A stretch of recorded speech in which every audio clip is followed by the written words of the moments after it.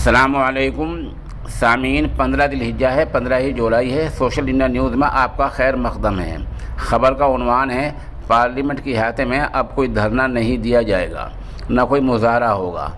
जबकि दहाइयों से ये काम होते रहे हैं, लेकिन अब इन कामों की मनाही कर दी गई है। ये कैसे पता चला, बता दें। कांग्रेस के सीनियर लीडर जयराम रमेश ने आज एक ट्वीट किया है। उस ट्वीट में इस आदेश की कॉपी भी लगाई है और साथ साथ लिखा है कि विश्व गुरु का नया काम धरना मना है। ये उन्हें तंज़िया अंदाज में लिखा है। बता दें कि मानसून इजलास से पहले ये दूसरा विवाद, दूसरा मुतनाज़ा बयान है और दूसरी मुतनाज़ा चीज़ है जो सरकार ने की है। इससे पहले 48 घंटे पहले सरकार ने कहा था कि कुछ अल्फाज ऐसे हैं जो गैर पार्लिमानी हैं और उनको पार्लियामेंट में नहीं बोला जाएगा।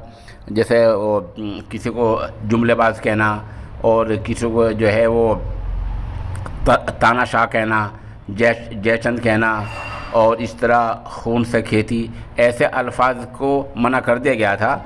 ये 48 घंटे पहले की बात है। अब नया जो मामला सामना है वो ये है कि पार्लियामेंट के अहाते में कोई धरना नहीं दिया जाएगा, कोई मुजाहरा नहीं किया जाएगा।